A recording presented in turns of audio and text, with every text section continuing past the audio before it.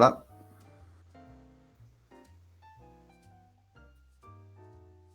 Estamos en directo ya. Sí. Pues buenas tardes, buenas noches. Ya lo de buenos días lo dejamos atrás. Gracias a Miguel por la por la aportación valiosa. Estoy ahí haciendo siempre el ridículo, por así decirlo. Estamos aquí en el Club de Lectura de SFL España, aunque más que España podemos llamarlo hispano o por lo menos en lengua española. Esta semana damos comienzo al, por así decirlo, último libro del ciclo de lecturas de El teorema de la imposibilidad del socialismo. Hemos ya pasado por el socialismo de Mises, que fue el primero de ellos. El segundo fue Camino de servidumbre. Y el tercero va a ser, o por así decirlo con mayor propiedad, está siendo Socialismo, Cálculo Económico y Función Empresarial de don Jesús Huerta de Soto. Entre medio del primero y el segundo leímos el Manifiesto Comunista y la semana pasada leímos Dios contra Dios y el Estado. Dios y el Estado. De Bakunin. Bueno, después de lo malo hay algo de esperanza y por ahí que doy comienzo a las críticas habituales, a los libros referidos. Bueno, doy la capacidad. También decir que es el primer libro, habría que revisar, del club de lectura, porque no lo miré, sino que se me viene ahora a la cabeza, del primer autor que está vivo. No sé si había otro por ahí que hemos leído, pero este es el primero. Así que cuidado con las críticas que puede llover pesado. Marx no ha muerto, Marx está en nuestro corazón, ¿oíste? Para que sepa. Eso es En verdad. nuestros corazones y en nuestras camisetas también. Pues yo siempre vengo con cosas malas que decir y ahora me van a llamar cagón porque el autor está vivo. Pero esta vez, de momento, ya lo había hablado con Oscar. El libro me está pareciendo la hostia. Me está encantando. Súper bien estructurado. Como cada subpunto te explica, te va idea por idea, dividiendo cada cosa en subpuntos súper bien estructurado, esquematizado. El libro se lee solo.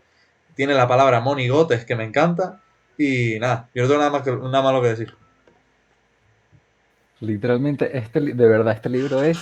Yo no sé cómo este libro llega a mis manos por primera vez con este club de lectura. Este libro es increíble, pero es que nada más con la introducción, o sea, con la introducción sola, tienes para un curso académico entero. Y yo he tenido que esperar 23 años para conocer este libro. No tiene sentido, no tiene sentido. Este libro es que, lo que dice Darío, se lee solo, solo. Es de verdad, es brutal este libro. Cada, Es de los mejores libros que he leído en mi vida. cada cosa llega a su momento, así que agradece más bien que lo está leyendo. Hay gente que se ha muerto 100 años y no lo ha tocado, no sabe ni que existe. No tiene sentido este libro, de verdad. No tiene sentido este libro. Y son 70 páginas que llevamos, ¿sabes? 80 páginas, ¿no? Imagínate el resto. Pero bien, sí, la verdad es que está bastante bien. Yo lo que no entiendo es por qué no incluye muchas notas al pie como parte del cuerpo del texto. Eso sí me queda un poquito tal. Que me parece como... podría ser una lectura, un subapartado dentro de un subapartado, ¿sabes? No sé. Pero de resto está todo de puta madre. Pues concuerdo con mi compañero, la verdad que es la segunda vez que me lo leo y así recordaba el contenido, pero no el continente, y ya después de haber leído la propia lectura de la semana pasada o la anterior, o la anterior, vamos, que esto está haciendo aquí un paseo. No por el fondo, porque la verdad es que tiene mucho que hacer aquel quien lo lea para reflexionar y para darse cuenta de lo que se está diciendo en última instancia. Por mi parte, creo que tampoco tengo nada que decir. Más allá de que nombra mucho al Papa no el último, evidentemente al anterior, o al anterior. Creo que es a San Juan Pablo II. Pero Sí, bueno, sin más, nada pero que esos son dos anteriores, creo, o tres. son, creo que es hace 3. Dos. Pero bueno, dos. O sea, 2 y el que estaba vivo ¿Tres? es él, ¿no? Creo que son O tres. 3 con él, o 3 con él incluido. Está silenciado, Miguel. 3 y él, sí. Francisco, Ratzinger y el que está ahorita. Y el anterior a ese fue Juan II. Ah, vale, pues el cuarto incluido él, ok. Vale. Bien, bien, perfecto. Pues eso es lo único, pero vamos, que sin más problemas, le haremos llegar esta parte del directo al profesor Huerta de Soto a ver si hace una aparición, pero no prometemos que con solo esto pues sirva para que venga. Lo que sí creo que puede ser un buen aliciente es mostrarle aquellos puntos que hemos aprendido a lo largo de la lectura y aquellas aportaciones que no están implícitas, pero que también podemos de alguna manera hacer. Bueno, Perdona que me meta, pero este es el papa anterior, ¿no? El Ratzinger es uno de los papas anteriores, que era Palpatine. exactamente. El que suplantó a Juan Pablo, suplantó no, pues relevó a Juan Pablo II en las funciones, el papado. Correcto. Pero bueno, después de esta abortación cómica, damos pie a la lectura que corresponde a los 2 primeros capítulos, incluyendo los prefacios, incluyendo sí, todos los prefacios, si no me equivoco, no hay otra cuestión. Sí, Mira, voy a hacer bien. una acotación antes de que continúe con la idea. No es una burla a la Iglesia Católica ni al cristianismo, solamente era algo con respecto al Papa. Pues. Mucha gente a lo mejor ve y están burlándose de la Iglesia, ¿no? No, al contrario, el cristianismo aquí, gracias a esas ideas, estamos donde estamos, así que todo bien. Sí, así es. Sí, también somos liberales y lo primero que hay que hacer es quitar de las garras del Estado la Iglesia y viceversa. ¿O no? Bueno, discutible. Sí, discutible. Eso será motivo de algún directo, alguna cuestión. Por ahí hay cuestiones divididas. Pero vamos con el punto. Según nos acotamos, es a la 6ª edición, que supongo que es la última. Por ahí que entiendo que en su calidad de anarcocapitalista al profesor no le importa que se piratee el libro y por lo tanto aquel que no tenga esa Los edición tiene pues, publicados él. vale, perdón entonces. Pues con más razón, vamos. Se ajusta al último prefacio y sin más. Séptima. Pues vamos, el último número leído. No sé si aporta algo, Alejandro. No me he leído las otras. En el prefacio no incluye, creo que no dice nada que incluya nada, no me acuerdo. El prefacio lo leí todo rápido, no sé. No, pero es decir, en el prefacio dice lo nuevo o aquello que ha sucedido tan próximo como para destacarlo. Pero bueno, sin más, eso no va a cambiar el contenido del libro, no se va a arrepentir. Vamos, creo. No, es broma. Yo hablé con él antes de que saliera. Después de que saliera, claro, no tendría sentido.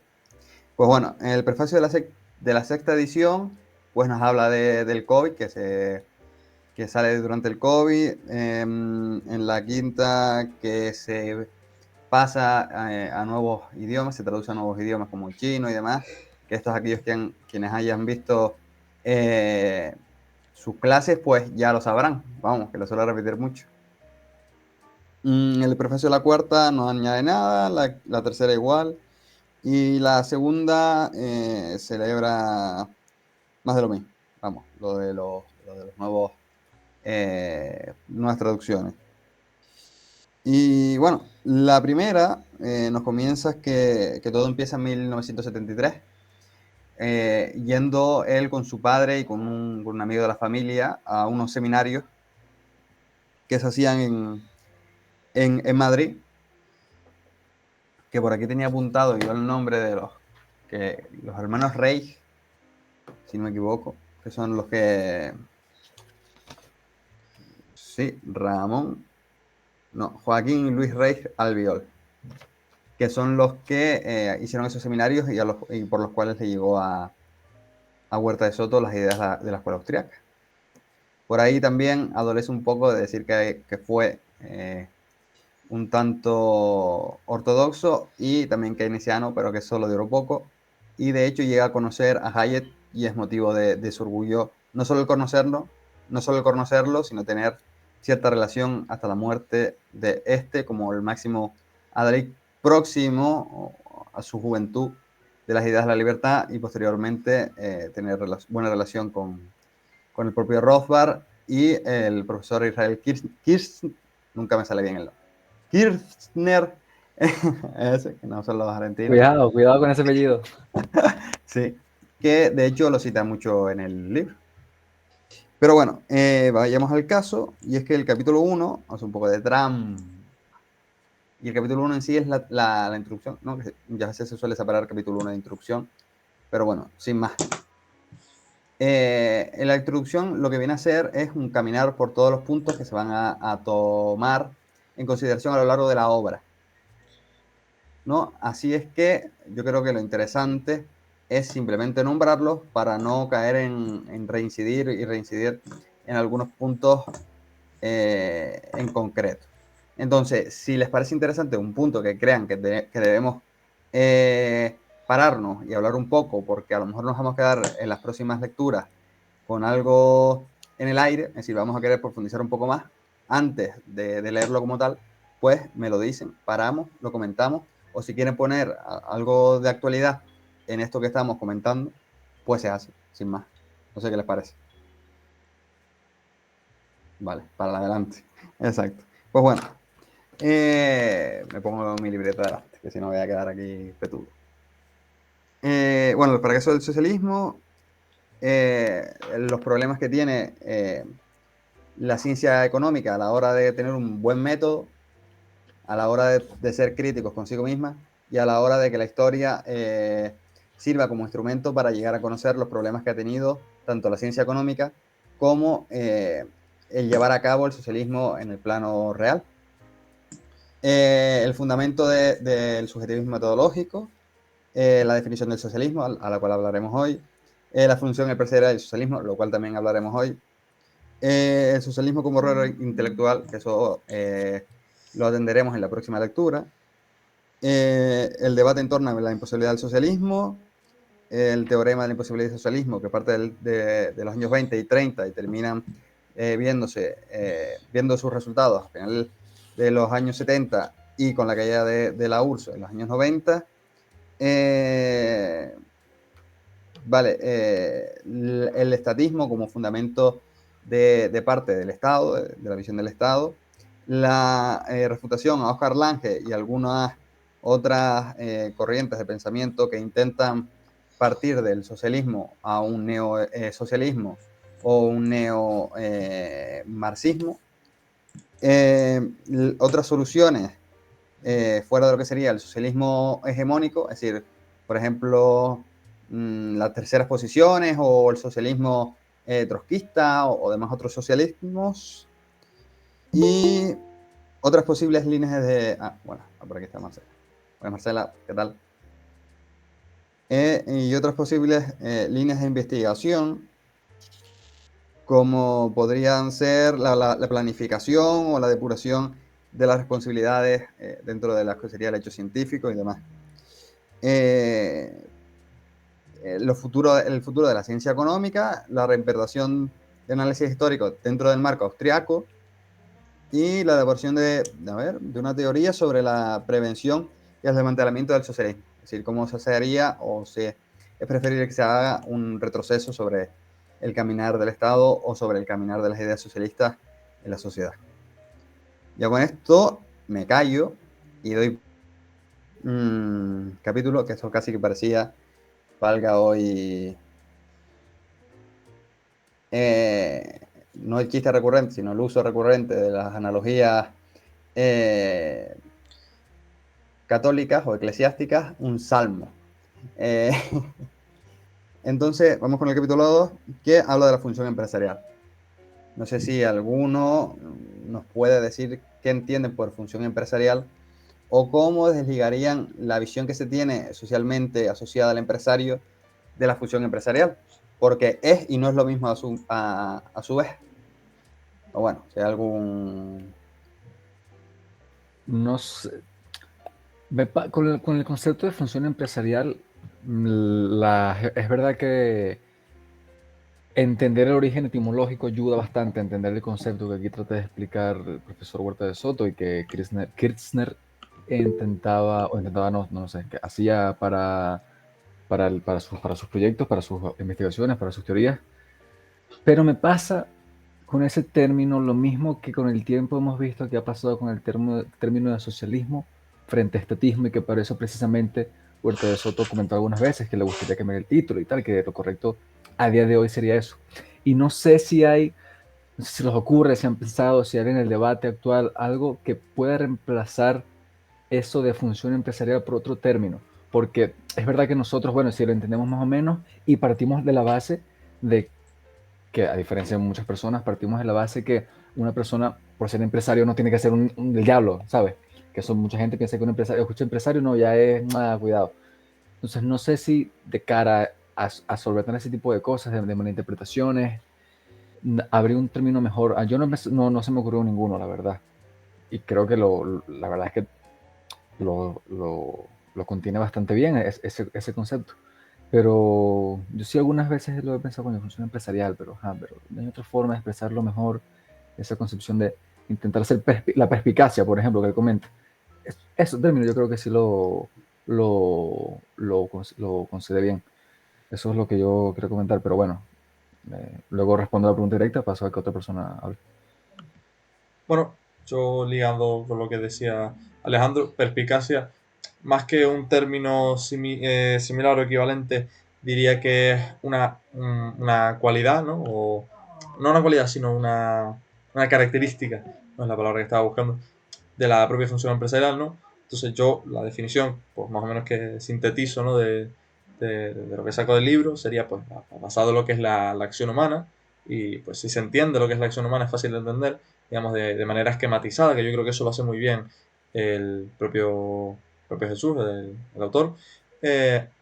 Un poco, pues, el actor, ¿no? La persona, el humano, parte de una situación A y quiere llegar a una situación B que presupone que es mejor y para eso utiliza unos medios y demás. Y, pues, bueno, ese fin que quiere alcanzar y lo valora y, por tanto, como valora ese fin, valora los medios que utiliza. Entonces, la capacidad de darse cuenta de cómo puede aprovechar el entorno, de dónde puede sacar esos medios y de qué fines puede llegar a alcanzar, es, digamos, la empresarialidad y la aplicación de esa empresarialidad para con la acción humana es la función empresarial en sí misma.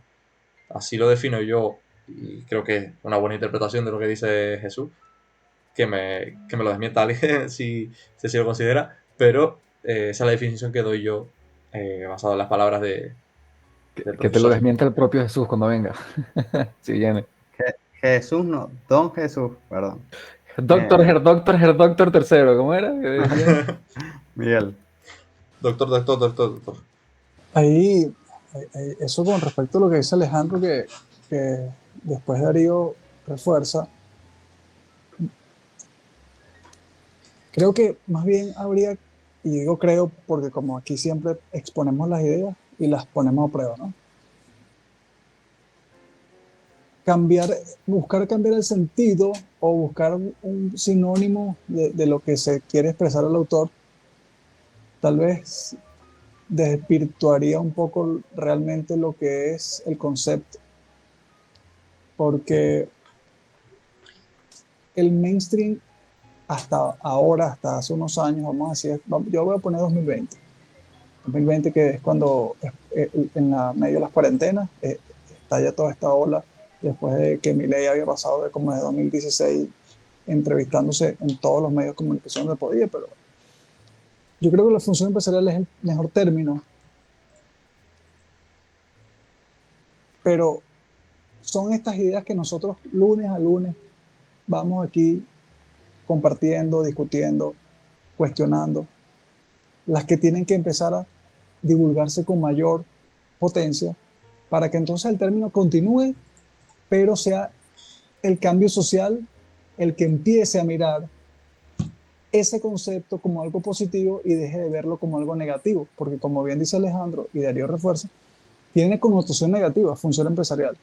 Ven al empresario como el malo, como el que se está haciendo rico a costilla del resto de ciudadanos de un país, de un estado, como lo quieran ver, de una nación. Pero creo que más allá de tratar de cambiar el concepto, el enunciado, o tal vez reemplazarlo con cosas como dice Javier Milei, los empresarios, y también se lo escuché Gloria Álvarez alguna vez, los empresucios.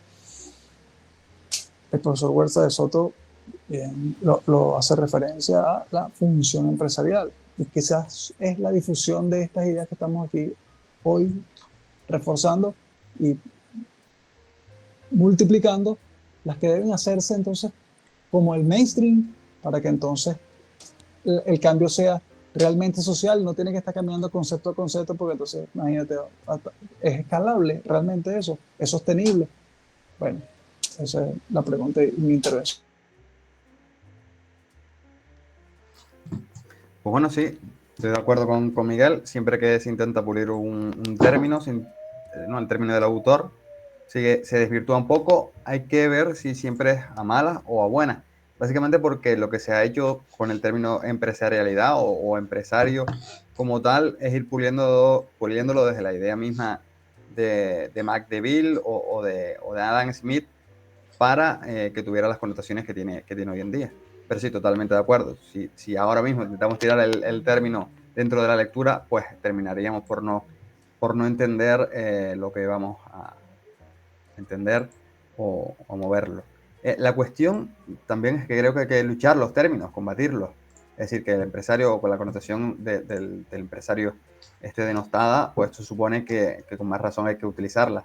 Ahora bien, cuando hablamos de función empresarial en este punto, poco tiene que ver, y así lo refería muy bien Darío, con el empresario, en el sentido que entendemos de manera habitual, ¿no? Entendemos, o creo que la mejor definición, como decía, es acción humana, ¿no? Lo que pasa es que hay distintos puntos que se refuerzan, ¿no? Y por ahí ligo un poco con lo que hablaron los tres. Podemos entender que se apulió el término de acción humana a función empresarial, siendo siempre lo mismo, por así decirlo. Pero bueno, quería seguir un poco con la línea de lo que habló Darío, que se anticipó un poco, no mucho, ¿no? Del esquema de actuación, de interpretación de la acción que establece Huerta de Soto. No sé si lo quiere retomar Darío. Y le voy poniendo puntos yo, o los demás le vamos poniendo puntitos de las cosas que tal, si no lo hago yo, no sé cómo veas. Vete dándole tú, sin problema. Vale. Pues digamos así, las personas para actuar tienen que tener un motivo, ¿no? Porque en sí mismo el motivo es la actuación, ¿no? Y ahí volvemos a lo que sería el axioma, ¿no? Las personas no pueden no actuar, ¿no? Pero es que tienen que actuar con un fundamento. ¿Cuál es el fundamento? Lograr que el estado de insatisfacción presente se solvente, ¿no? Y para ello hacemos una relación entre fines y medios, ¿no? Los medios son aquellos útiles, ¿no? Que nos van a servir para estar más satisfechos con la situación presente, ¿no? Entendiéndola dentro de un marco temporal, ¿no? Siempre actúo en el presente, actúo en el yo, actúo en el ahora, ¿no? Siempre yo soy yo ahora, no soy yo ayer ni soy yo mañana. Mañana seré yo otra persona y ayer fui yo otra persona diferente a la que soy hoy. Esto es importante tenerlo en cuenta. Básicamente, y aunque no, parece un juego de palabras, pero por ahí los marxistas entienden que la clase obrera ha sido explotada durante siglos y que son presas ellos de su yo del pasado, no de su yo del presente, por poner un ejemplo. No, es algo que es cuasi filosófico o propiamente filosófico, pero que constituye, podríamos decirlo así, una verdad.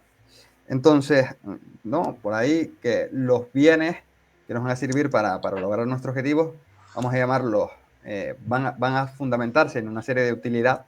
La utilidad siempre es percibida de manera subjetiva, es decir, entendiendo utilidad como la capacidad que tiene un bien de satisfacer nuestras necesidades. Es decir, la capacidad que tiene un medio para satisfacer en última instancia los fines. Y tenemos que entender que los medios siempre deben ser escasos, ¿no? Si no hay escasez en los medios, no lo tenemos en cuenta. Y si no los tenemos en cuenta, pues pueden estar actuando, pero como la actuación es subjetiva, es decir, parten del sujeto, pues posiblemente no los íbamos a percibir y por lo tanto podemos considerar que no existe. aquí entramos ya en temas subjetivistas, ¿sabes? Porque ha habido larga discusión y aquí de objetivismo lo que hace Huerta de Soto, pues es dejarlo a un lado. Pero bueno, no sé si por alusiones me quieren interpelar, pero si no, más adelante que todavía nos metemos más en el tema. Y bueno, como decía, todo está siempre dispuesto en un tiempo y un lugar, porque son los sujetos los que actúan, siempre, siempre. Es decir, no hay colectividades, estamos dentro del individualismo metodológico.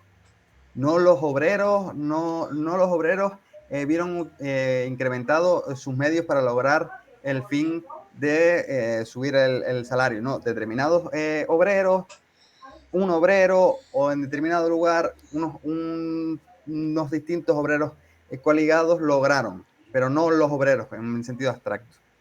Entonces, a partir de aquí, creo que este es el marco no en el cual debemos interpretar ya no solo esta parte, sino el resto de la obra.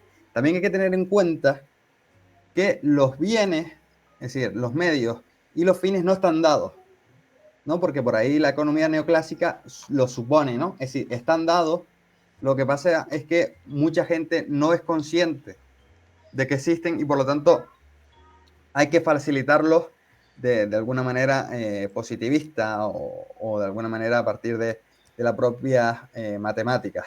Y no están dados porque es el ser humano en su propia actuación el que los va creando, el que se va dando cuenta de que son aquello que quiere y aquello que necesita para lograr aquello que quiere, ¿no? Que serían los medios y los fines. Pero bueno, esto sería este punto que me parece lo más importante, ya no de esta obra, sino de la acción humana también. Y creo que la acción humana son 120 páginas, o algo así. Pero bueno, seguimos. Con el término de incertidumbre. No sé qué le sugiere el término de incertidumbre. A mí es un término que me toca muy de fondo. Por cuestiones. Sí, o sea, el término de incertidumbre aplicado a este concepto, pues, digamos, aplicando incertidumbre a este concepto se pueden inferir varias cosas.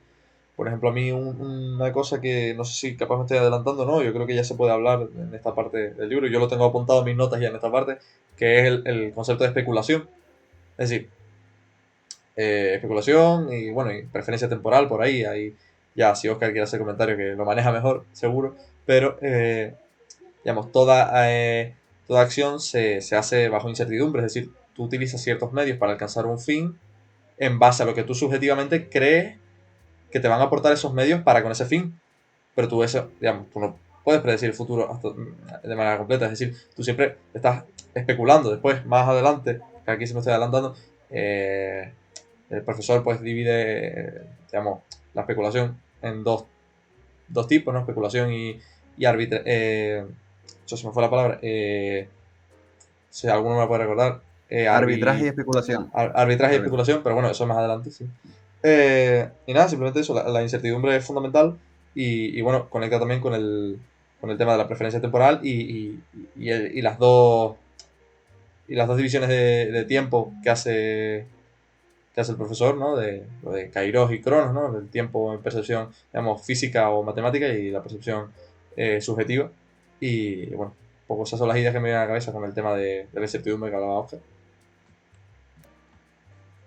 Pues sí, incluso llega a plasmarse ahora mismo, ¿no? Es decir, yo no sabía si alguno de ustedes me iba a contestar y ahí estaba la propia incertidumbre en el término, ¿no? Pero bueno, básicamente lo que dice Darío, ¿no? Si ya suponemos que los bienes están dados a partir de otros sistemas de interpretación de la economía, pues la incertidumbre no funciona. Es decir, la incertidumbre sería algo que podemos medir, algo que podemos inferir de las propias ciencias o matemáticas, o por aquí, este señor que tengo aquí, Marx, pues lo inferiría de cualquier otra cosa, ya no matemática, sino mágica, por así decirlo. Pero bueno, ese sería el término, es decir, la incertidumbre es inerradicable, si por muchos conocimientos que pretendamos tener, siempre va a haber algo que tenemos que inferir, como dice Darío, de la percepción subjetiva y de las relaciones interpersonales. Es decir, que se han ido estableciendo a lo largo de la sociedad, de miles de años para entender la complejidad de lo social, para entender la complejidad de los individuos que nos rodean, ¿no? Podemos poner cualquier ejemplo, ¿no? Ahora mismo yo hablo sin miedo a que me corten, ¿no?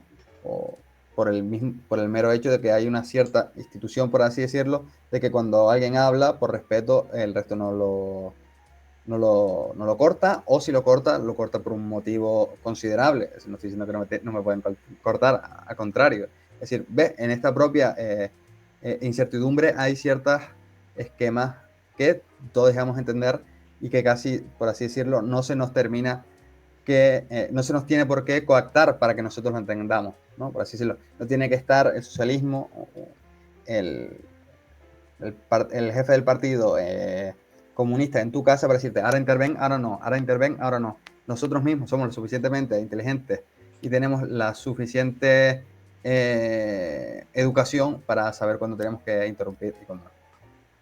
Pero bueno, ahora pasamos al punto en el cual se hace una diferenciación a partir de Mises, ¿no? Y lo toma desde el punto de la acción, desde el propio libro de la acción humana, en el cual diferencia la ciencia natural y la acción humana como dos marcos de interpretar distintas realidades y como dos herramientas diferentes que nos sirven para temas diferentes, ¿no? Que por ahí, como comentábamos, la matematización se ha intentado traspasar, así como ¿no? el método científico, puro, por así decirlo. También hay una larga discusión que lleva por los derroteros de entender que las ciencias sociales no son ciencias, o si son sociales no son ciencias. Que digamos así que podemos interpretar la sociedad no como una ciencia, sino como una cierta filosofía de lo social, por así decirlo. Pero bueno, serían cuestiones de un debate aparte porque creo que hay mucho de fondo o muchas cuestiones a dilucidar. Pero bueno, podemos Sí, establecer que eso sería hilando más fino en el tema. Exacto. Podemos entender entonces que las ciencias sociales se contraponen a la acción humana, ¿no? En la posibilidad de clase, ¿no? Que esto se suele repetir mucho, y la probabilidad de caso, ¿no? La probabilidad de clase y la probabilidad de caso. Es decir, la probabilidad de clase establece, por ejemplo, que cierta, no sé, resistencia no sé, me voy a liar aquí cuando yo soy el que menos sabe de esto. A lo mejor Darío podría, o el propio Luis, poner un ejemplo de cómo un fenómeno físico o químico supone el mismo resultado en todos los lugares a la vez, bajo determinadas circunstancias, ¿no? Es decir, que se puede, por así decirlo, inferir cierta probabilidad que suceda lo mismo siempre, dado unas determinadas situaciones que se pueden medir o que se pueden llegar a interpretar. Mientras que la probabilidad de caso, no hay clase, es decir, no en todas las situaciones, en todas determinadas formas, termina pasando lo mismo y solo se pueden conocer algunos efectos. Otros efectos solo se pueden inferir, ¿no? Y ahí partimos y volvemos sobre el hecho subjetivista. Es decir, yo no estoy, por así decirlo, interpretando viendo la realidad, sino la estoy interpretando. Y a partir de lo que interpreto, creo un marco por el cual me relaciono, ¿no? Que eso sería la propia acción humana, vamos. Bueno, el riesgo, ¿no? Sería de las ciencias naturales, porque el riesgo se puede medir, y la incertidumbre sería de las ciencias sociales, que es ineradicable y que por lo tanto tampoco podemos llegar a contabilizar. Del lado de las ciencias naturales podemos inferir ciertas correlaciones y podemos inferir además un cierto marco por el cual podemos medir, ¿no? Que serían las matemáticas, por ponerlo de un lado, y del lado de las ciencias sociales, no, básicamente porque estamos reinterpretando una interpretación, es decir, sería paradójico ponerle números a la realidad de las cosas, ¿no? Sería hablar en números, ¿no? Por así decirlo. Y del lado de las ciencias naturales podemos utilizar el empirismo, que esto creo que sería larga discusión también, y como en las ciencias sociales, en la acción humana, no se puede hacer experimentos, ¿no? Porque de alguna manera, entre otras críticas, se estaría sesgando la realidad a un determinado marco que también termina influyendo sobre los sujetos que están actuando para, de alguna forma, salvar los saltos de interpretación que tiene la realidad última, ¿no? Que se pretende ver con la realidad ficticia que se está pretendiendo establecer. Y por último, el método científico, ¿no? Que sería de la mano de la acción humana, de las ciencias naturales, frente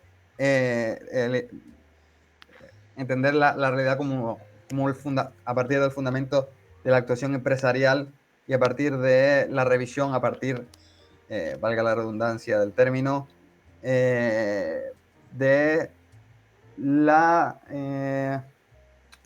filosofía, por así decirlo, a partir de del método, ¿no? Del método de las ciencias de la acción humana que estamos comentando, y a partir de la teoría para, a su vez, poder ver con buenas gafas la historia. Serían las diferencias que hay, entendiendo que no siempre estas diferencias se hacen. La escuela austríaca la que ha tenido la capacidad de establecerlas. Marcela. Gracias. Sí, tal vez solo como por sintetizar un poco lo que tú ya ampliamente has explicado sobre la diferencia entre la ciencia natural y esta de la acción humana. Y es que yo creo que se puede entender de que a fin de cuentas las ciencias naturales, por el tema del método científico y todo esto, es que se maneja bajo reglas que son causales, que son constantes, que son repetibles, es decir, ¿verdad? 1 más 1 siempre es 2, o sea, no hay para dónde. Es decir, existen leyes universales que no están sujetas a ningún tipo de interpretación subjetiva, versus que en la acción humana, pues evidentemente hasta el mismo comportamiento del ser humano es incierto, ¿no? Tú lo mencionabas, tu objetivo era hoy que hubiera una sesión, pero realmente el comportamiento humano podría haber sido que nadie se conectara, o que solo Alejandro apareciera, es decir, el mismo comportamiento humano es incierto. Por gracias, Marcela, por la síntesis. Yo, la verdad que no es muy fuerte. Bueno, Miguel. Podríamos entonces estar hablando desde el punto de vista psicológico de la dicotomía de control. Hay cosas que controlamos, hay cosas que no controlamos, y entonces es cuando el arquero lanza la flecha y, bueno, en el camino, a pesar de que él entrenó mucho durante mucho tiempo para ese momento, entonces en ese momento pasó una brisa, movió la flecha y no dio en el objetivo, sino que simplemente, bueno, las causas externas que no competen a él ni a sus decisiones personales causaron un cambio en el objetivo final. Hay muchas cosas que la economía, la psicología, la antropología se unen y entonces nos dan indicios, nos lanza probabilidades. Obviamente, como bien estamos aquí conversando, no hay exactitud en ninguna de ellas, sería imposible por eso mismo, por la dicotomía de control, porque no controlamos todos los factores que están involucrados, a diferencia del método científico, que de hecho hacen experimentos controlando todo con doble ciego incluso, y entonces saben que pueden obtener un resultado esperado porque ya saben cuál va a ser la metodología donde pueden atinar.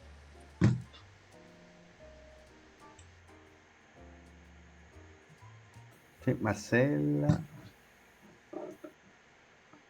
No, solo dejé la mano puesta, creo yo, pero no importa. Igual, tal vez solo decir que a fin de cuentas todas las decisiones que tomamos lo hacemos en un panorama de incertidumbre, porque es, por ejemplo, si la gente que se dedica al sector agrícola puede tomar en cuenta el clima, las estaciones, el costo del producto, el costo de la semilla, y aún así puede venir alguna circunstancia no prevista que haga que pierda toda su siembra, ¿no? O sea, es decir, que eso no impide que él se dicte al sector productivo, porque a fin de cuentas todo lo que hacemos es incertidumbre. Ahora que SFL Canarias ha estado hablando mucho sobre si la IA nos va a sustituir o no, o sea, a fin de cuentas todos aquí estamos en la universidad y estudiamos una determinada cosa y en realidad podríamos llegar o no a ser sustituidos por la IA o algunas alternativas que se plantean como mejorar o facilitar procesos mediante el uso de ese tipo de herramientas. Pero a fin de cuentas nosotros no podíamos prever, ¿no? Cuando empezamos la carrera que de pronto había IA, yo estudié Derecho, ¿no? Y que ahora hay IAs que hacen sentencias mejor que cualquier abogado, por ejemplo, ¿no? Porque ya hay sectores en algunos países hablando de sustituir a los jueces por inteligencias artificiales para análisis de casos. O sea, no lo podemos saber, ¿no? Veremos si alguna inteligencia real podrá sustituir a Carlos Mar. Bueno, yo creo que hay cualquiera. No está muy vara la alta. Pero bueno, no sé. Ahí cualquiera, creo yo. Justo tenemos este viernes un seminario de parte de un compañero de SFL Canarias para desmitificar. Dos compañeros, de verdad. Yo ya puse que todos al paro, así que no hace falta que vaya. Es broma. Pero bueno, Pero transmítanla para que uno la vea también, nomás digo. la intentaremos grabar, sí. Bueno, continuamos después de receso. Estoy de acuerdo, de alguna manera, sí, pero no me quiero meter porque sí, esto es un tema que yo estudio, es decir, el fundamento de dar certidumbre a la incertidumbre, pero bueno, sin más. Pero bueno, que continuamos. El siguiente punto es el coste de oportunidad, es decir, entendiendo el coste, ¿no? Por ahí que la escuela clásica, ¿no? Y ya después sería también la neoclásica, todos los que siguieron el mainstream, la ortodoxia, entendieron que el coste se podía medir o de alguna manera determinar, mientras que a partir del propio Bixel, ¿no? Bixel, ahora no me viene. Visser, von Visser, ¿no? Que von Visser, von Baber, pues entiende que el coste siempre es un coste de oportunidad, ¿no? Que no se puede medir. No, el coste es un coste de oportunidad, aquello a lo que renuncias por el hecho de establecer una determinada actuación o por el hecho de hacer una determinada compra, ¿no? Es decir, yo cuando estoy haciendo el club de lectura no estoy leyendo o no estoy haciendo otra cualquier cosa que a lo mejor podría ser más fructífera. ¿Qué pasa? Que no lo sé, ya estoy perdiendo el tiempo, ¿no? No en el sentido figurado, no en el sentido de verdad, no creo que lo esté perdiendo. Pero estoy dejando de hacer según qué cosas. Cuando compras, lo haces. Y dentro de un montón de cuestiones también. Y lo haces y pierdes porque es escaso el tiempo, por así decirlo. Si algo fuera lo suficientemente abundante como para gastarlo y que no suponga un coste, no estaríamos hablando de una pérdida. De un coste, no habría si no habría coste de oportunidad. Por eso es importante la escasez. También hay que entender que esto todo se realiza a partir de la acción racional, que siempre es acción racional, la actuación. La única acción no racional que, por así decirlo, acota Mises es los actos reflejos. ¿No? El típico ejemplo es cuando te da un golpe en la rodilla, por debajo de la rodilla, que el pie sube solo. Ahí no hay racionalidad, es decir, tú no estás pensando que tienes que mover la rodilla, el cuerpo la mueve sola. Y entonces, toda acción es racional, pero es racional ex antes, es decir, antes de que actúas, tú le das la razón a tu actuación. Ya después dices, ay, qué tonto fui, ¿no? Que no hice esto, lo otro, que no compré esto, lo otro. No compré el Bitcoin cuando estaba en 35.000 y ahora me arrepiento. Sí, claro, bueno, eso lo sabes ahora. Antes no lo sabías. No. Alejandro. No, Marcela primero, creo. No sé si. Bueno, Marcela dice que para defender a la izquierda hay que ser irracional. Bueno, eso. La izquierda también tiene que comer, ¿eh? Así que. Sí, que en todo caso el tema del acto es más bien, más que racional, dentro de esa definición es deliberado, porque cuando nosotros estamos moviéndonos, yo me expreso, yo me muevo, yo no estoy pensando en voy a mover mi brazo para tal, sino que lo hago de manera deliberada, como tú dices, ex ante, algo, yo lo tengo de manera intrínseca. En cambio, cuando vas al doctor, si te van a golpear, tú sabes que se te va a mover el pie, pero tampoco es algo que calcules o que vayas a racionalizar para moverlo, sino en este caso la conducta deliberada que está dentro de la definición de acción humana sea la mejor manera de explicarlo. Yo creo que he explicado de esa manera autoevidente todo lo que hay a partir de ahí.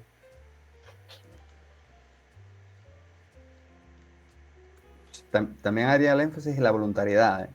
Es decir, en el hecho de que cuando tú piensas, sin más, tienes que racionalizar tus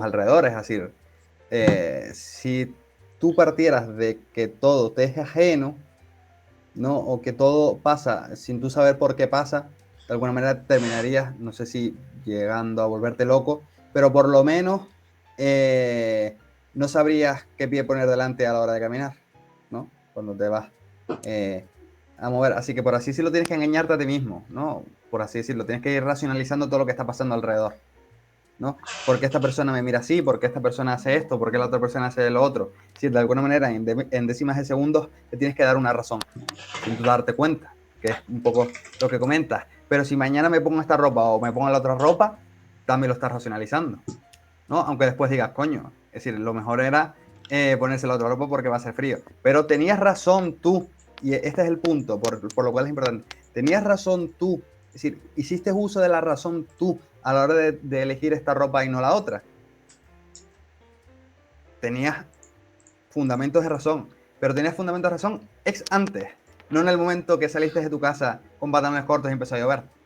Esa es la clave, es decir, ese es el punto que queremos aquí dilucidar.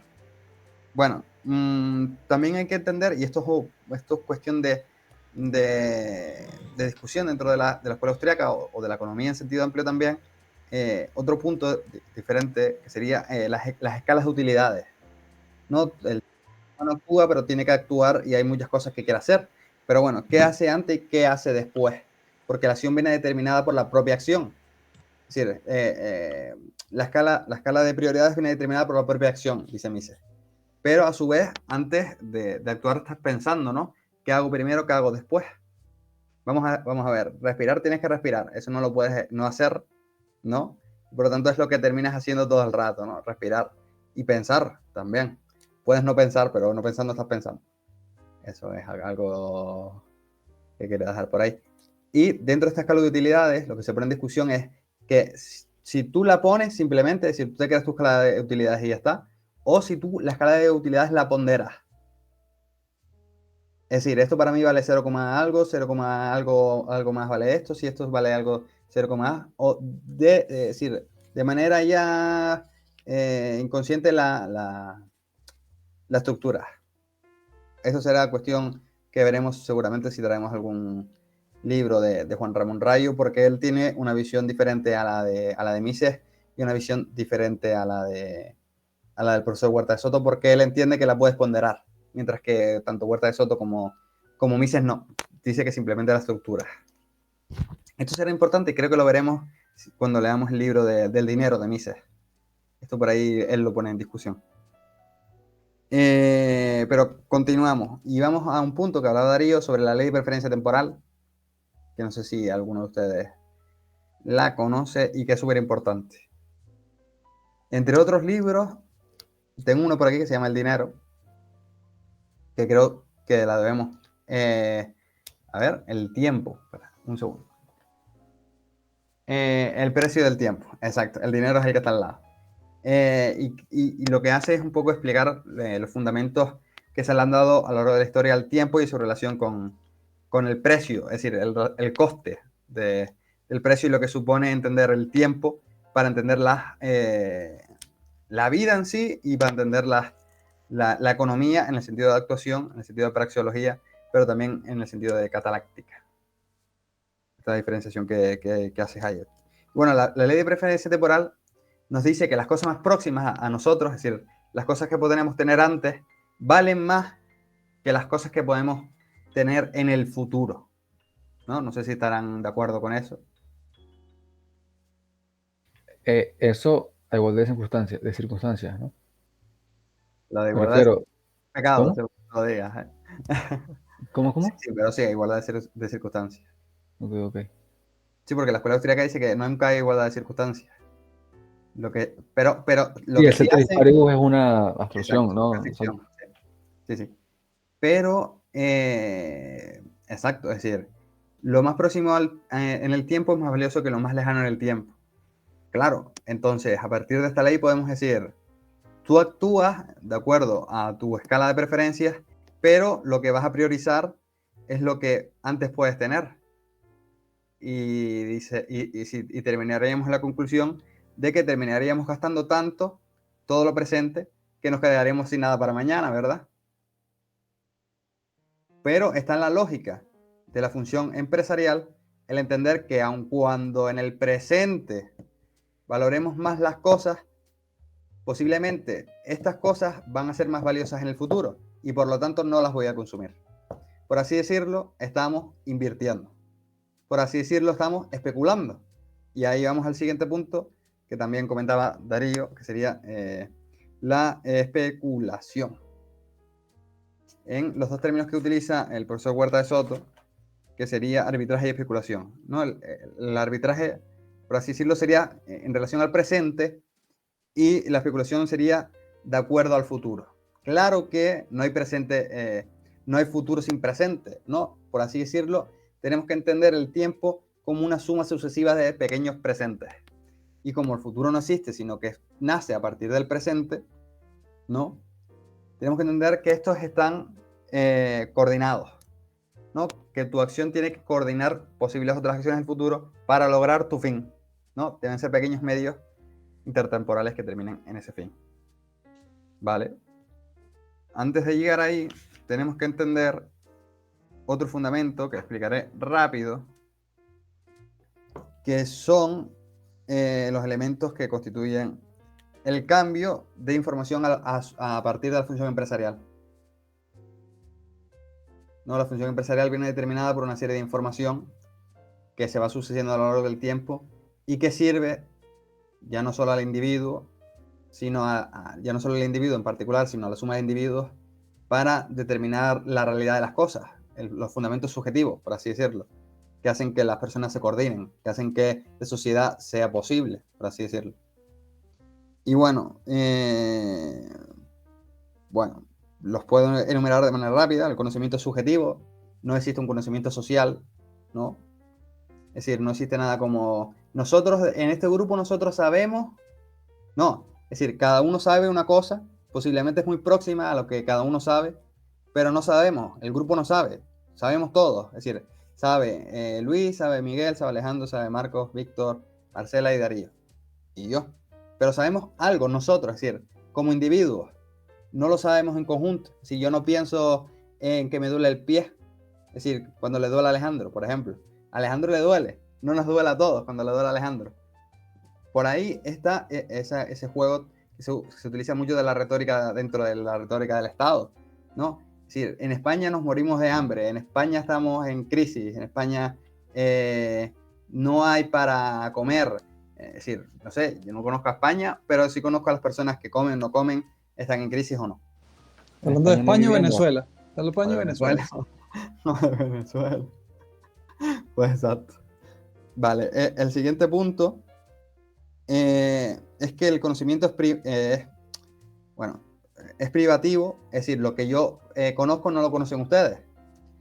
Es decir, lo conocen ustedes en tanto que lo conocen ustedes, no en tanto que lo conozco yo. Es decir, cada uno puede acercarse a la realidad desde ustedes mismos, es decir, desde el sujeto. Pero no sabemos, ni podemos llegar a saber nunca, si lo que ustedes piensan y lo que pienso yo es lo mismo. Sí. Posiblemente Cada es quien tiene próximo, un pero lo mismo constructo. no. Cada quien tiene un constructo. De hecho, la misma experiencia vivida en el mismo momento por dos personas diferentes tiene un constructo totalmente diferente. Exacto. Y a su vez está disperso, es decir, todo lo que nosotros sabemos se suma, por así decirlo. Se suma sin sumarse, es decir, por eso es disperso, ¿no? Es disperso y privativo, es decir, tú sabes una cosa, yo sé otra, tú sabes otra, todos hemos llegado de manera distinta, pero a la hora que nos ponemos aquí ahora mismo a hablar, pues la estamos poniendo en común, ¿no? Así que por ahí que también está fundamentado en esa idea. Y esa idea viene o está arraigada en los principios de la propia economía, por así decirlo, como ciencia, como ciencia ciencia moderna, vamos a decirlo así, ¿no? Y está en la idea de la división del trabajo, ¿no? Todas las personas saben hacer una determinada cosa, ¿no? Y en la suma de esas determinadas cosas se fundamenta un progreso, ¿no? El ejemplo de los alfileres que utiliza Adam Smith.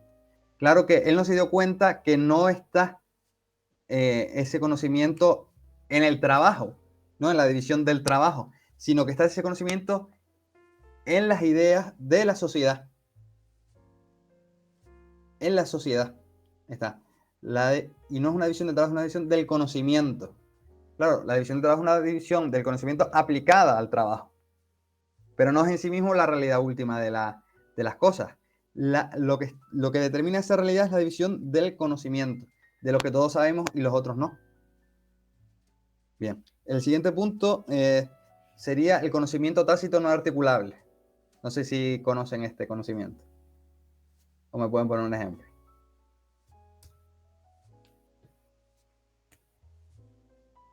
Bueno, antes pusieron el ejemplo. No sé exactamente. Creo que fue Miguel que puso un ejemplo. Y dije, mira, pues justo este ejemplo es uno conocimiento tácito no articulable. Alejandro.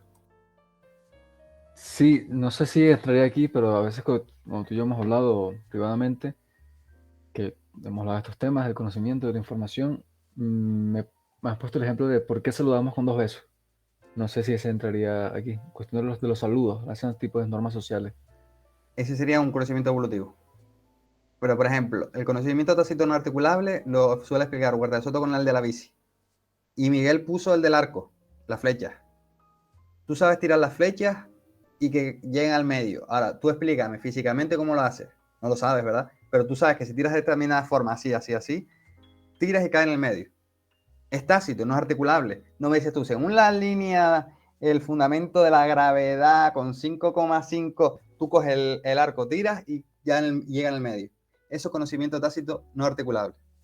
Eso es conocimiento tácito. Y Huerta de Soto pone ejemplo de la bici. Tú te subes en la bici, pero tú no entiendes cómo la bici no se cae. O no necesitas conocer cómo la bici no se cae para ir en la bici, ¿verdad? Y otro ejemplo, que es un poco más picantón, por así decirlo, es cómo se liga, ¿no? ¿Cómo se liga? Es decir, cómo ligas con una chica o con un chico, si es el caso. Tú no sabes cómo se Después liga. te explico en privado el paso a paso. No, Tranquilo. claro, pero es decir, claro, ese es el fundamento. Si tú me puedes explicar algunos principios, ¿no? Pero no me puedes explicar el caso determinado. Es decir, no me puedes ir a decir, mira, se liga así, se liga así, se liga así. Porque la propia otra persona me va a decir, ¿quién es él? Vamos, que te está explicando, por ejemplo. ¿No? Y todo esto es Tu un maestro de seducción, le dice. Este es un conocimiento que no se puede, por así decirlo, decir, sino que simplemente tienes que saberlo. Bueno, este sería el ejemplo del conocimiento tácito no articulable. Hay muchos, en nuestro día a día está, es decir,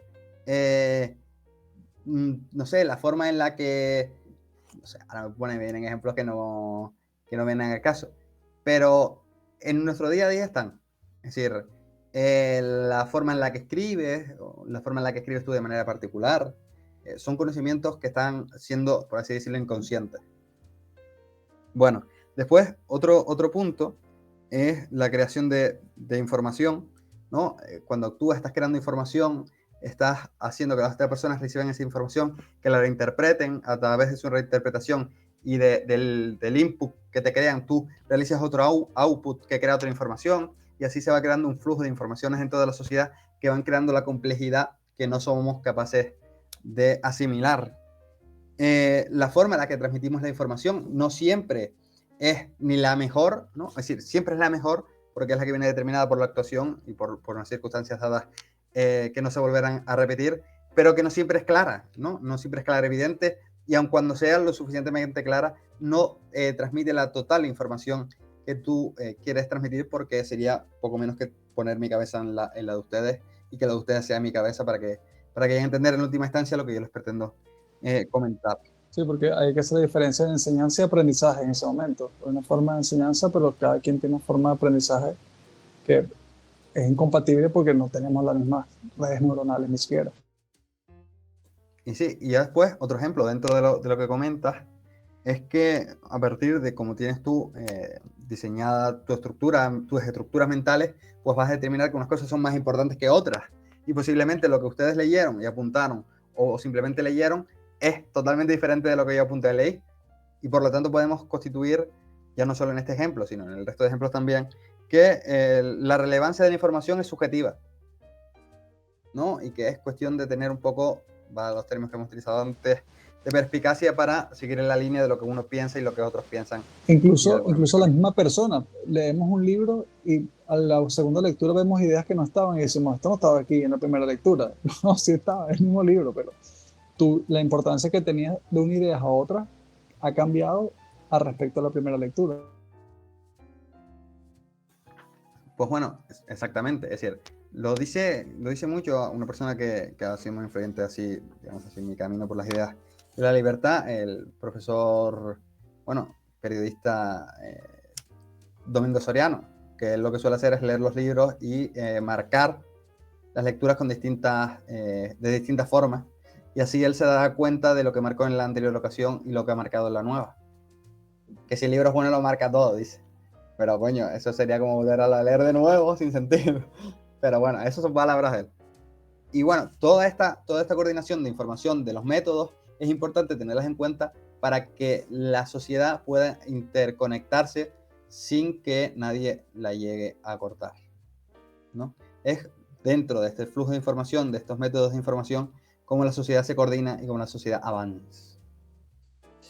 Bueno, ya estamos casi terminando, quedan algunos puntos y demás, ¿no? Y aquí nombramos un poco las instituciones que vendrán en el futuro, como la importancia del derecho, el cálculo, ¿no? La relación entre el derecho, el dinero y el cálculo económico, ¿no? El derecho sería el marco de actuación que viene a establecer lo que se puede y lo que no se puede hacer, ¿no?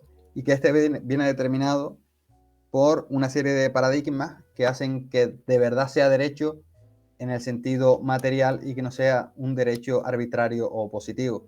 En el sentido de que todos, sin otro fundamento que la propia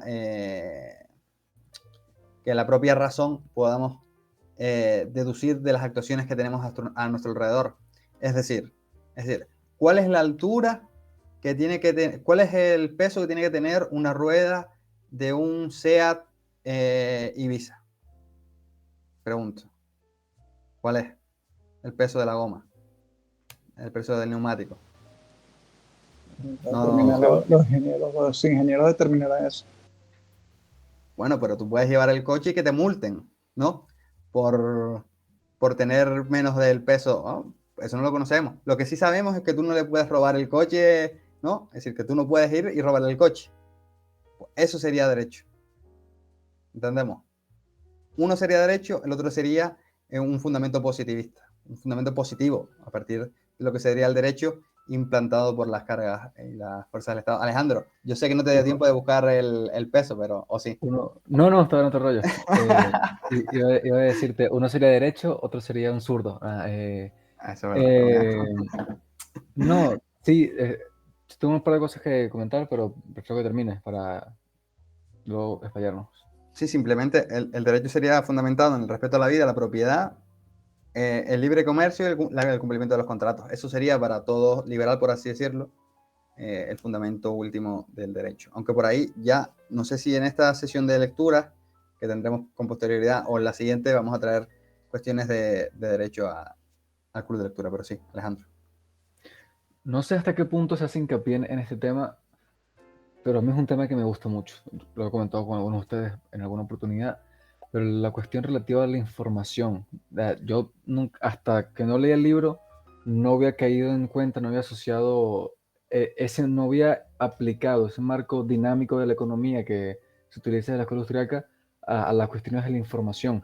La información como algo dinámico, pero eso intuitivo, pero cómo cambia la información de cómo tú lo asumes a cómo tú lo entiendes y luego cómo lo aplicas y cómo esa información misma te va cambiando y cambia como...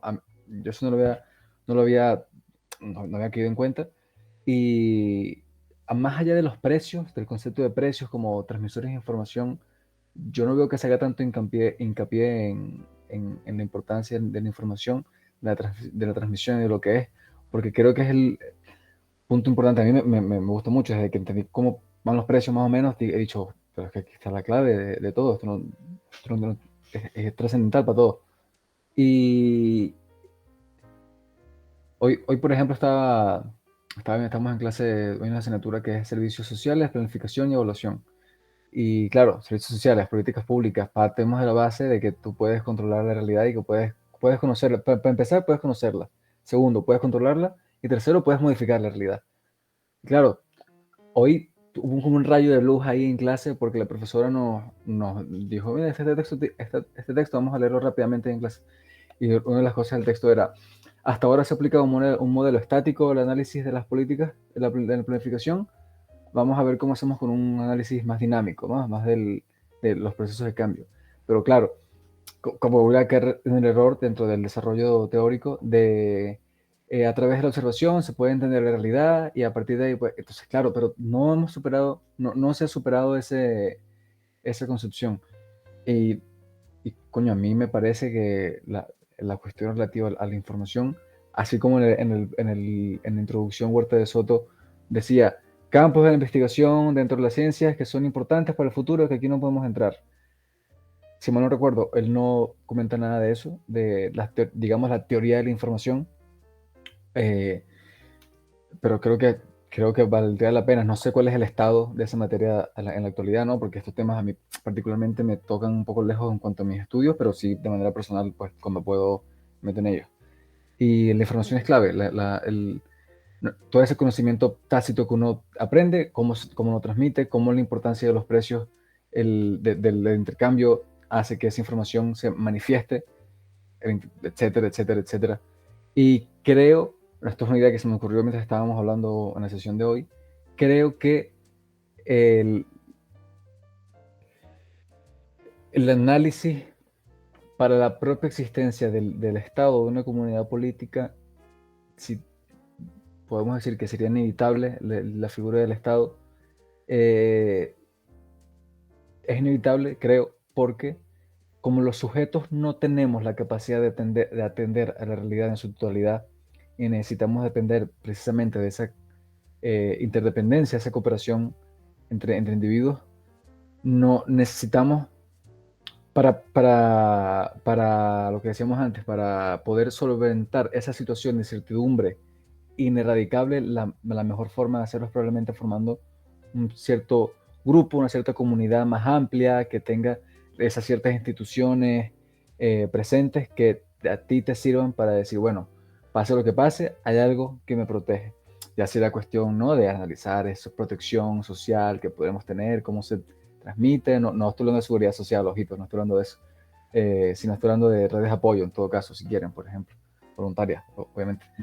Y no sé, a mí que estos temas me gustan, el tema de los precios, de manera específica, de manera más amplia, la información.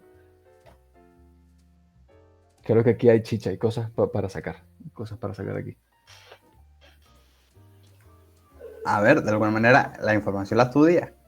Es decir, yo también la estudio. Es decir, cuando estudias sociología o antropología, los términos cualitativos es precisamente darle sentido a la información que estás percibiendo dentro de la sociedad en el sentido amplio, de la antropología en sentidos aplicados. Es decir, aplicados en el sentido de micro. Es decir, micro en el sentido de un lugar determinado. Es un camino de retroalimentación.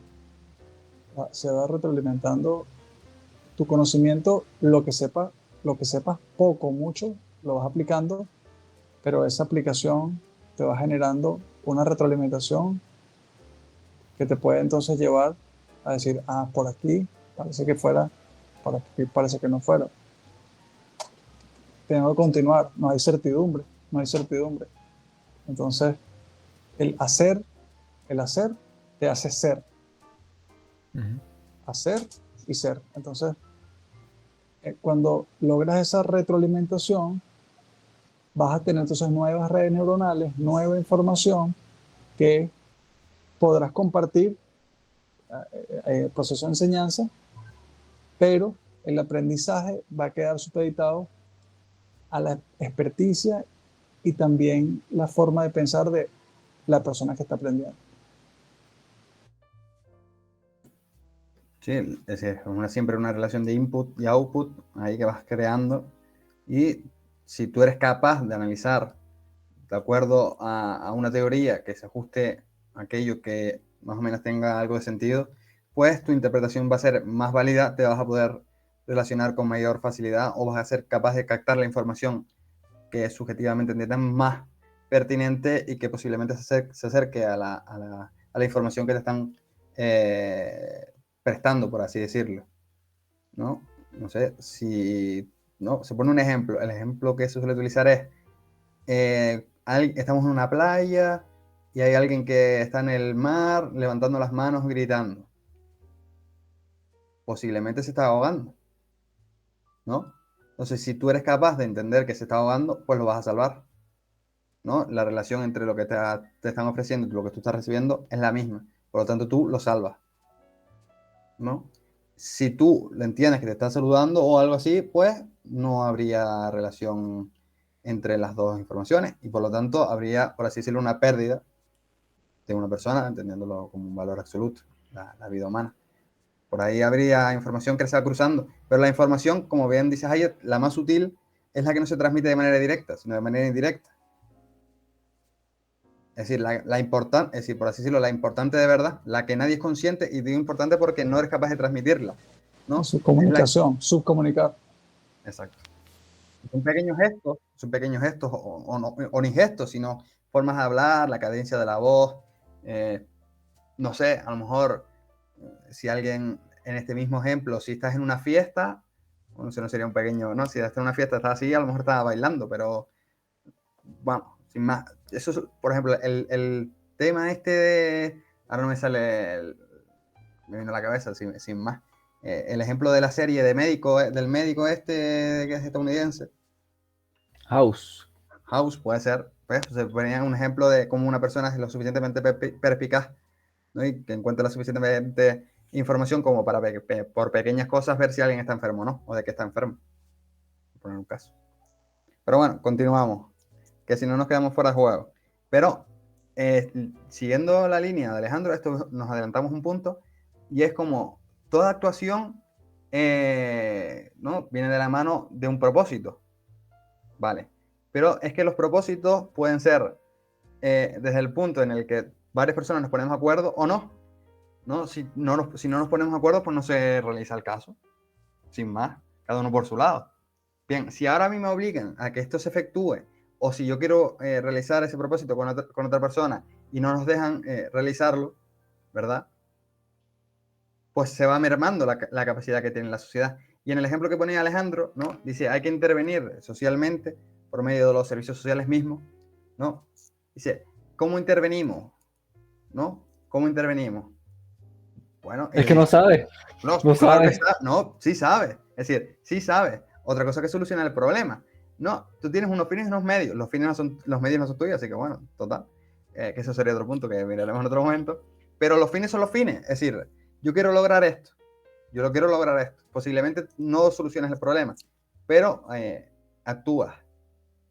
Es uno de los vicios. Es decir, no puedes no actuar. Incluso podríamos determinar que no actuar sería peor porque ya sin dinero lo retraíste. Eso es otra discusión, que creo que incluso está ahora vigente dentro de la escuela austríaca con el si es mejor que no sea político.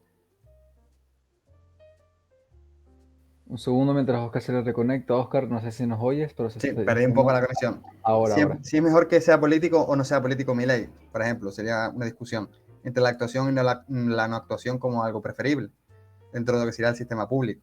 Pues es una discusión.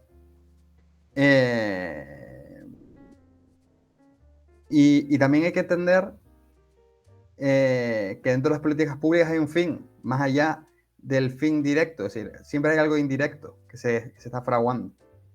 Bueno, ya continuamos y con esto terminamos el día de hoy con una idea que parte de la maximización y la creatividad, ¿no? Ante el antagonismo que existe entre estos dos términos y que antes lo dejé de soslayo, ¿no? Que sería la creatividad como el fundamento de la actuación determinada en un lugar preciso, en un momento preciso, y que no se va a volver a repetir, y que podemos entender como el óptimo.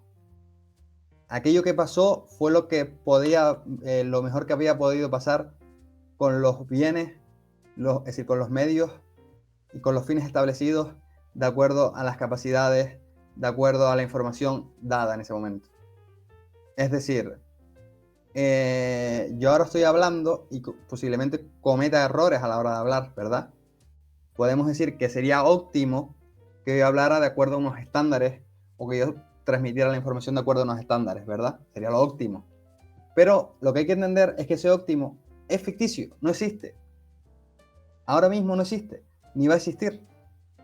Básicamente porque el óptimo viene determinado por la serie de premisas que se fraguan en un determinado momento, en un determinado lugar, con una determinada masa de información. Por la información pasada, se podría Bueno, decir. presente. No, porque pasada. No, es que por eso empezamos antes el punto. No existe ni el pasado ni el futuro, solo existe el presente. Claro. Entonces, si determinamos el óptimo a partir de una información que ya no existe, que sería la pasada, por ejemplo, o la presente, pero con falta de información, podemos determinar que nunca estamos llegando al óptimo. Pero ¿quién conoce el óptimo? ¿Quién conoce toda la información? Y si no conocemos toda la información, ¿cuál es la información relevante? ¿Cuál determinamos qué es? No lo podemos saber. Por lo tanto, solo podemos entender la realidad, ya no solo la economía, a partir de la actuación, a partir de la creatividad del ser humano, no a partir de la optimización. Porque la optimización es un ente falaz que solo pretende hacer de los seres humanos una herramienta. Y los seres Y, humanos no somos herramientas. y solo actúa el individuo. Por ende, Artistas en la acción, científicos en la revisión.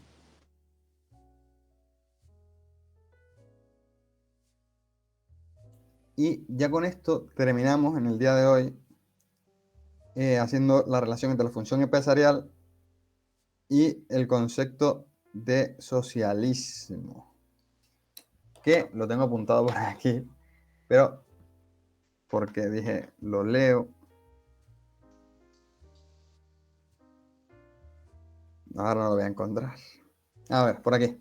Socialismo. Todo sistema de agresión institucional contra el libre ejercicio de la acción humana o la función empresarial. Ese es. Y punto. Exacto. Aunque ahora Huerta de Soto diría que eso es estatismo, ¿no?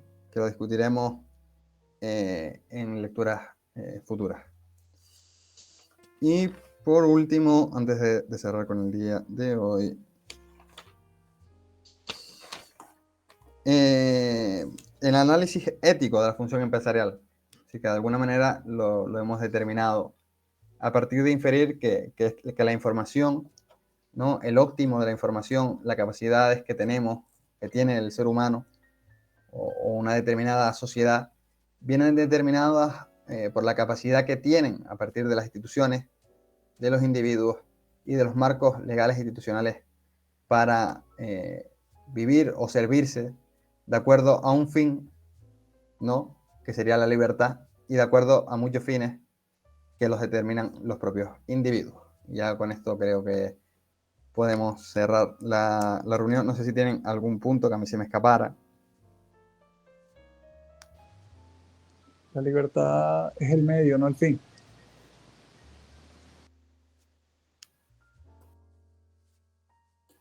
Estoy de acuerdo. Pero no sé, es decir, creo que es discutible. No sé si termina un medio para ser feliz o para ser más feliz, entonces sí estaría de acuerdo. La felicidad es una decisión. Uf. Yo Sí. diría que estoy de Si no acuerdo. Si no eres feliz, eres un infeliz. Tú decides. yo diría que es incierto, ¿no? Porque aunque la libertad sea el medio, la libertad trae responsabilidad y toda decisión puede tener consecuencias buenas o malas. Así que sigue siendo incierto. Pues sí, después de estos dos golpes que me acaba de dar Miguel, que tiene toda la razón, me quito el sombrero. Creo que podemos cerrar la próxima reunión. No sé a cuáles capítulos atiende. Lo miraré en 2 segundos, si me permiten. Creo que solo el 3. Sí, exacto, solo el 3, porque creo que es bastante largo dentro de lo que cabe. La idea con esta lectura era que pudiéramos leer con cierta holgura, que muchas veces en otras lecturas estamos ahí ya casi sobre la hora, terminando de leer, y este es lo suficientemente importante como para que nos tomemos nuestro tiempo, ya no solo de lectura, sino también de reflexión. Así que creo que con esto terminamos. si quieren dejarse alguna última reflexión antes de cerrar. Si no, hasta el próximo lunes. Yo quiero agradecer a Marcos por unirse hoy, a Marcela también, bienvenida de vuelta, Marcela, siempre te extrañamos. Víctor, Perdón. Víctor que también por ahí se une con frecuencia, Luis, bienvenido otra vez de vuelta, creo que la otra vez viniste, ¿no? Sí. Se Sí. pone el pan en el horno. Y qué bueno que estamos ahí siempre constantes y creciendo.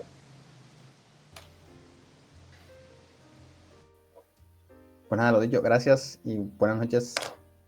Buenas noches. Buenas noches.